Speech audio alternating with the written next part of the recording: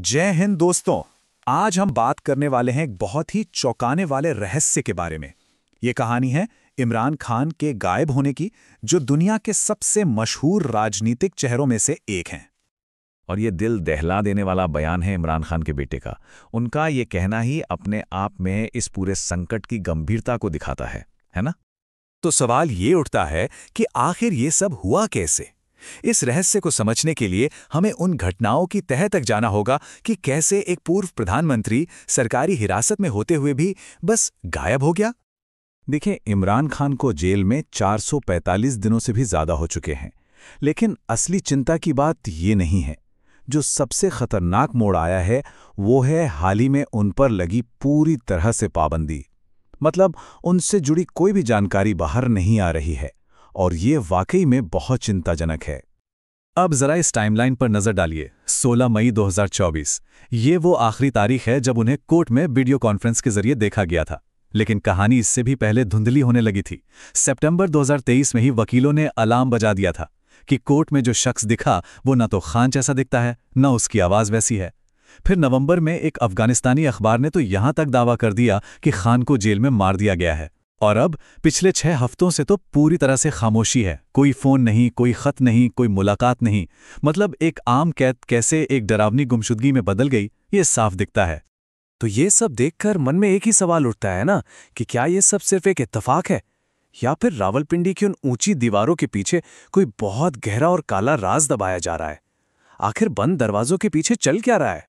दिलचस्प बात यह है कि इमरान खान ने खुद इस खतरे का अंदेशा जता दिया था। उन्होंने साफ साफ एक नाम की तरफ इशारा किया था और कहा था कि अगर उन्हें कुछ भी हुआ तो उसकी जिम्मेदारी सिर्फ और सिर्फ एक ही शख्स की होगी। और वो नाम है जनरल असीम मुनीर, पाकिस्तान के मौजूदा आर्मी चीफ। जी हां, जेल की सलाखों के पीछे से इमरान खान ने सीधा और सनसनीखेज आरोप लगाया पाकिस्तान के सबसे ताकतवर इंसान पर। उन्होंने साफ कहा, अगर मुझे या मेरी पत्नी को कुछ भी होता है तो सेना प्रमुख असीम मुनीर जिम्मेदार होंगे। अब सोचिए, ये सिर्फ एक बयान नहीं है, ये एक राजनीतिक लीडर की तरफ से देश के मिलिट्री जनरल को दी गई सीधी सीधी चुनौती है। टकराव का इससे बड़ा सबूत और क्या हो सकता है? और असीम मुनीर कोई मामूली शख्स नहीं है। वो आर्मी के चीफ हैं, पाकिस्तान की तीनों सेनाओं के हेड हैं, देश के न्यूक्लियर हथियारों के कमांडर हैं।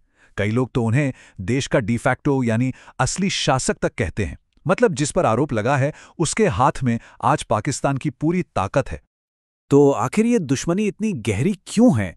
बात यह है कि ये कोई आज का झगड़ा नहीं है।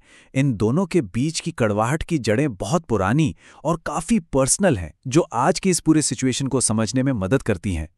चलिए इस पूरी कहानी को समझते हैं। 2018 में जब खान प्रधानमंत्री थे, उन्होंने ही मुनीर को खुफिया एजेंसी ISI का चीफ बनाया था। लेकिन सिर्फ 8 महीने बाद 2019 में उन्हें पद से हटा दिया गया।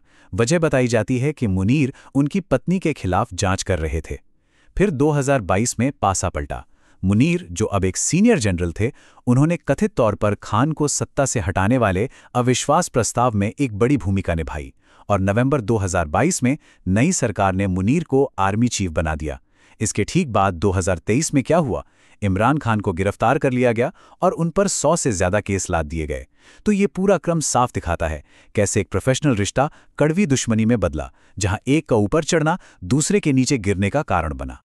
ये जो 100 से ज्यादा केस हैं, जैसे Al-Qadir trust case, Toshakhana case, इद्दत case, इन सब में मिलाकर उन्हें 30 साल से ज्यादा की सजा सुनाई जा चुकी है। दुनिया भर के जो एक्सपर्ट्स हैं वो इसे साफ तौर पर एक पॉलिटिकल चाल मानते हैं, जिसका मकसद बस एक ही है, इमरान खान को हमेशा के लिए राजनीति से बाहर कर देना।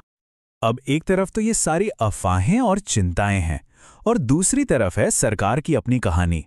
सरकार एक ऑफिशियल नैरेटिव दे रही है, लेकिन वो जमीन पर जो हो रहा है उससे बिल्कुल मेल नहीं खाता। चलिए देखते हैं कैसे। सरकार की कहानी यह है कि रक्षा मंत्री कहते हैं खान के पास शानदार बिस्तर है, टीवी है, जिम है, उन्हें बाहर से खाना मिलता है। मतलब वो पूरी ऐश व आराम में है। लेकिन जमीनी हकीकत, इमरान खान की बहनें जब कोर्ट का ऑर्डर लेकर उनसे मिलने गईं तो उन्हें पुलिस ने पीटा।